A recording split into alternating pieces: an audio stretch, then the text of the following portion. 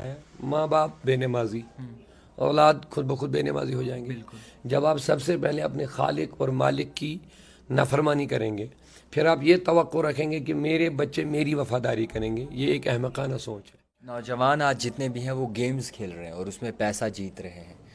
ایسا پہلی بار ہوا کہ کشمیر میں قریباً 70 کروڑ سے زیادہ ایسے جوان ہیں، 70 کروڑ سے زیادہ وہ ہار چکے ہیں، تو کیا کہیں؟ گھروں میں قرآن پاک کی تلاوت نہیں، تعلیم و تربیت کا کوئی نظام نہیں، صرف دنیا پرستی کوٹ کوٹ کے ہم بچوں کے اندر بھر جاتے ہیں، کوٹ کوٹ کے بھر دیتے ہیں۔ دنیا کے ہم مخالف نہیں، لیکن اتنا ضرور ہے الدنیا جیفہ۔ زیارتیں جل رہی ہیں، مسجدیں شریف شہید ہو رہی ہیں، کیا کچھ کہیں گے اس کے بارے میں؟ کیونکہ اس وقت یہ سب سے بڑا رائزنگ ایشو ہے یہ کشمیر میں۔ انتہائی افسوسناک بات ہے، ہمیں اس کا بڑا دکھ ہے۔ پہلے بھی ہم نے اس کی مذمت کی، چاہے مسجد جلے چاہے زیارت شریف جلے، یہ قابل مذمت۔ بہائی عام ہو رہی ہے جس طریقے سے اس وقت، خاص سری نگر کی بات کریں، پورے کشمیر کی بات کریں، تو جس طریقے سے حالات بنے، کہیں نہ کہیں ہمیں اس پر سوچ و وچار کرنا چاہیے، اور کہیں نہ کہیں کچھ چیزیں جو ہیں وہ باقاعدہ طور پر ہمیں فالو کرنی چاہیے۔ اس وقت ہمارے ساتھ بات چیت کرنے کے لیے موجود ہیں مولانا عبدالرشید داؤدی جی۔ ان سے جاننے اور سمجھنے کی کوشش کریں گے کہ آخرکار جس طریقے سے حالات بنے ہیں، خاص کر بات کریں گے کئی سارے اس وقت واقعے ہمیں سننے کو ملتا ہے کہ باپ نے بیٹے کو مار دیا، بیٹے نے باپ کو مار دیا، فلانی مسجد جل گئی، فلانی زیارت جل گئی۔ تو داؤدی صاحب اس پر کیا کچھ کہتے ہیں، ان سے جاننے اور سمجھنے کی کوشش کریں گے۔ سب سے پہلے بہت شکریہ داؤدی صاحب وقت دینے کے لیے۔ سوال رہے گا، بہائی عام ہے اس وقت، اگر دیکھیں تو نہ باپ بیٹے کا ہو سکتا ہے، نہ بیٹا باپ کا ہو رہا ہے، بیٹی ماں کو مار رہی ہے، بیٹا باپ کا قتل کر رہا ہے، تو کیا کہیں گے اس موجودہ حالاتوں کے بارے میں؟ بسم اللہ الرحمن الرحیم۔ ناظرین سامعین السلام علیکم ورحمۃ اللہ وبرکاتہ۔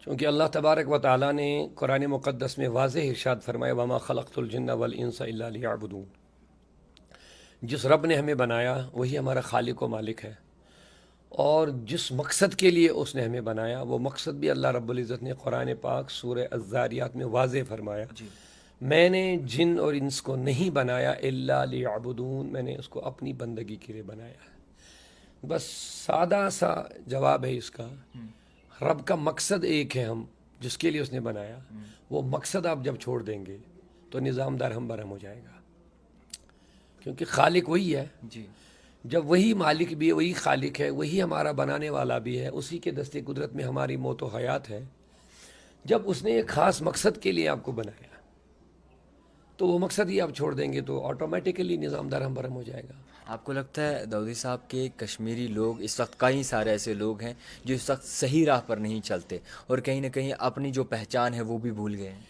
میں جو جواب دے رہا ہوں یہ اس سارے سوال کا 100 بات کی ایک بات میں نے بتا دی، آپ اس میں غور کریں گے، اس میں سب کچھ ہے۔ اب جب نظام ہی درہم برہم ہو گیا تو سسٹم کیسے چلے گا؟ ایک انسان کو اللہ نے اپنی بندگی کے لیے بنایا، ماں باپ بے نمازی، اولاد خود بخود بے نمازی ہو جائیں گے جب آپ سب سے پہلے اپنے خالق اور مالک کی نافرمانی کریں گے، پھر آپ یہ توقع رکھیں گے کہ میرے بچے میری وفاداری کریں گے، یہ ایک احمقانہ سوچ ہے۔ سب سے پہلے آپ اپنے خالق اور مالک کے وفادار بنیے، پھر دیکھ لیجیے آپ کے بچے بھی آپ کے وفادار بن جائیں گے۔ گھروں میں قرآن پاک کی تلاوت نہیں، تعلیم و تربیت کا کوئی نظام نہیں، صرف دنیا پرستی کوٹ کوٹ کے ہم بچوں کے اندر بھر جاتے ہیں، کوٹ کوٹ کے بھر دیتے ہیں۔ دنیا کے ہم مخالف نہیں، لیکن اتنا ضرور ہے الدنیا جیفہ۔ میرے آقا صلی اللہ علیہ وسلم نے فرمایا دنیا ایک مردار چیز ہے، جیسے جانور مر گیا اب اس کے پیچھے کتے ہی پڑتے ہیں کھانے کے لیے، تو آقا کریم نے فرمایا دنیا ایک مردار شے ہے، طالبھا کلاب، اس کے پیچھے پڑنے والے کتے ہوتے ہیں۔ اب صرف آپ بچوں کو، بیٹیوں کو دنیا پرستی ہی کوٹ کوٹ کے بھریں گے، ان کو زندگی کا مقصد نہیں سمجھیں گے، آپ دنیا میں آئے کس لیے، تیرے خالق و مالک نے تجھے بنایا کس لیے۔ کھانا پینا تو جانوروں کا کام بھی ہے، وہ بھی خوب کھاتے پیتے ہیں، لیکن وَكَرَّمْنَا بَنِي آدم، اللہ تبارک و تعالیٰ نے انسان کو عزت والا تاج عطا فرمایا، لیکن خاص مقصد کے لیے بنایا کہ تو میری بندگی کر، عبادت کر، اللہ کی فرما برداری، رسول اللہ صلی اللہ علیہ وسلم کو جو تیری رہبر و رہنمائی کے لیے بھیجا اس کی فرما برداری کر۔ آپ جب اس سے ہٹ گئے تو جو ہو رہا ہے اس سے بدتر بھی ہو سکتا ہے، یہ آپ یاد رکھ لیجئے۔ تو میری گزارش یہ ہے کہ گھروں میں اسلامی تعلیم کا ماحول بنائیے۔ اسلام کی تعلیمات میں اخلاقیات کا سب سے اہم پہلو ہے محبت، والدین کی خدمت۔ اسلام نے ہمیں یہاں تک بتایا کہ ماں باپ کے چہرے کو دیکھنا بھی عبادت ہے۔ لیکن ماں باپ کو بھی یہ سوچنا پہلے کہ مجھے اس کو یہ سکھانے کے لیے کوئی انتظام تو کرنا ہے. آپ صرف ان کو دنیا میں آپ دیکھ لیجئے آج کل کے دور میں اسٹوڈنٹس اتنی دوڑ میں لگے ہوئے ہیں کہ میں اس سے آگے بڑھوں، میں اس سے آگے بڑھوں، میں اس سے گاؤں. لیکن دین میں، اخلاقیات میں، تعلیم و تربیت میں آگے بڑھنے کا تصور ہی ختم ہوتا جا رہا ہے. اب میں نے بتا دیا جب آپ رب کی مقصد کو چھوڑ دیں گے تو یہ بربادی ہونی ہے. میری دعا ہے کہ اللہ ہمیں زندگی کا مقصد سمجھنے کی توفیق عطا فرمائے. زیارتیں چل رہی ہیں، مسجدیں شریف شہید ہو رہی ہیں، کیا کچھ کہیں گے اس کے بارے میں؟ کیونکہ اس وقت یہ سب سے بڑا رائزنگ ایشو ہے یہ کشمیر میں. انتہائی افسوسناک بات ہے، ہمیں اس کا بڑا دکھ ہے. پہلے بھی ہم نے اس کی مذمت کی، چاہے مسجد جلے چاہے زیارت شریف جلے، یہ قابل مذمت ہے، اس کی مذمت بھی ہم نے کی ہے.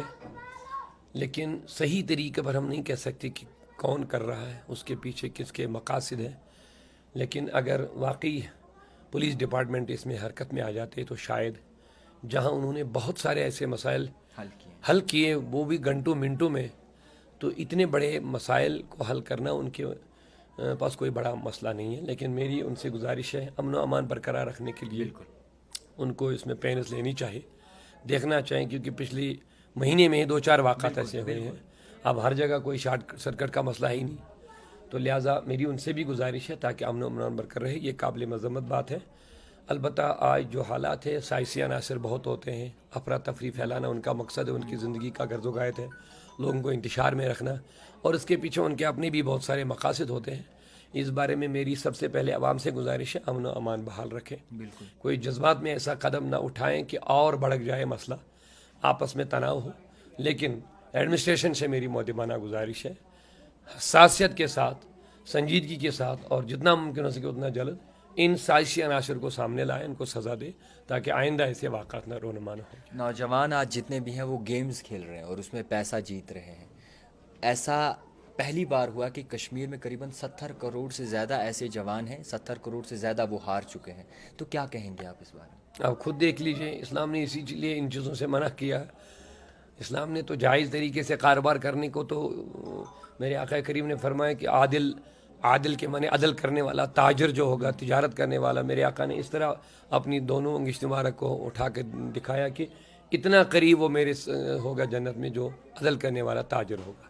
لیکن تجارت ایک الگ چیز ہے، اور یہ جو گیم کے ذریعے سے، لاٹریوں کے ذریعے سے پیسہ کمانا، یہ اسلام نے اسی لیے منع کہ اس میں ہارنے کے زیادہ چانسز ہوتے ہیں، نقصان کے زیادہ چانسز ہوتے ہیں، اور جس میں نفع کا کوئی پہلو بھی آپ کو آپ خود کہہ رہے ہیں 70 کروڑ سے زیادہ پیسہ لوگوں نے اس میں گنوا دیے. اس سے پہلے بھی کئی اسکیم ایسے چلے گئے. تو لہذا میری گزارش ہے مفت میں آپ محنت کو چھوڑ کر کے آپ گھر بیٹھے بیٹھے چاہیں گے کہ ہم اتنا پیسہ کمائیں گے، یہ آپ کی احمقانہ سوچ ہے. محنت کش بنیے، محنت کر لیجیے. الکاسب حبیب اللہ، رسول اللہ نے فرمایا محنت کرنے والا اللہ کا حبیب ہوتا ہے، دوست ہوتا ہے. تو آپ کی صحت بھی اچھی رہے گی، آپ کا کاروبار بھی اچھا رہے گا. یہ اچھی چیز نہیں ہے. آپ دیکھ رہے اس سے گھروں کے گھر اجڑ رہے ہیں، تباہ ہو رہے ہیں. اب رو رہے ہیں وہ لوگ، ہم نے پیسے ڈالے، یہ ہو گیا وہ ہو گیا. اب جب اس کا رزلٹ ہمارے سامنے ہے تو پھر بھی نہیں سمجھیں گے، اب تو ہم کیا کریں گے. بالکل. اب عقل والے ہیں، سوچ رہے اس کا صرف نقصان ہی آ رہا ہے، زیادہ نفع زیادہ آ نہیں رہا ہے. تو اب میں اس کو زیادہ اس کے بارے میں نالج نہیں، اتنا ضرور ہے کہیں 11 کروڑ کہیں کچھ تو کہیں کچھ، ایک دو بندے کو دے دیا ایسے ہی ڈیلیبریٹلی دیا کسی کو، اور لوگوں کو دیوانہ بنا دیا. وہ سمجھتے شاید ہمارے لیے بھی 11 اتنے پاگل وہ نہیں کہ ہر کسی کو 11 کروڑ دے دیں گے. وہ اس 11 کروڑ کے چکر میں 11 کروڑ لوگوں کو پھنسا دیں گے. تو پھر 11 کروڑ کیا، وہاں تو پھر اربوں کما لیتے ہیں وہ، لیکن ہم کو بیوقوف بنا کر کے، ہمارے نوجوانوں کو.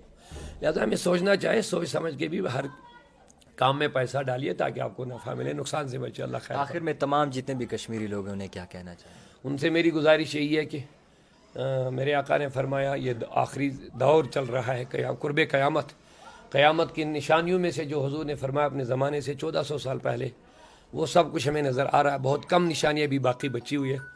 لہٰذا ہماری زندگی بہت مختصر ہے، کچھ کر لیجئے. درد دل کے واسطے پیدا کیا انسان کو، ورنہ طاعت کے لیے کم نہ تھے کر روبیا. انسان بن کے رہیے. انسانیت سب سے بڑی چیز ہے. اللہ نے سب سے ہمیں انسان بنایا ہے، اور ایک انسان بنیے تو انسان ایک ہمدرد چیز ہوتی ہے. انسان کو انسان کی ہمدردی ہونی چاہیے. قتل و غارت، تشدد، کسی کے بارے میں نقصان کے بارے میں سوچنا، کسی کو تکلیف دینا، یہ نہ انسانیت سکھاتا نہ اسلام سکھاتا. ایک انسان بن کے رہیے، سماج میں اچھا رہیے. ایسا نہ رہیے کہ کسی کو تیری وجہ سے کوئی تکلیف ہو. یہ ہاتھ کسی کے کام آ جائے، باقی دنیا مختصر ہے، یہاں سے جانا ہے، ہماری منزل کچھ اور ہے، یہ ایک مسافر کی طرح دنیا میں آئے ہیں اور یہاں سے جانا ہے، تو لہٰذا یہی تصور میں رکھیے، کچھ کر کے جائیے یہاں سے، باقی دن دولت شہرت عزت کرسیاں سب ادھر ہی رہنے والی ہے۔ غور کر لیجئے کتنی شخصیت آئے ہیں چلی گئی، کوئی نہیں رہنے والا یہاں، اچھا بنیے، اچھا انسان بن کے رہیے، اللہ خیر فرمائے گا۔ بہت شکریہ وقت دینے کے لیے، ہمارے ساتھ بات چیت کرنے کے لیے موجود تھے مولانا عبدالرشید داؤدی جی۔ ان سے جاننے اور سمجھنے کی کوشش کی کہ کس طریقے سے دیکھتے ہیں موجودہ حالاتوں پہ اور کیا کچھ آخرکار کہتے ہیں، دیکھتے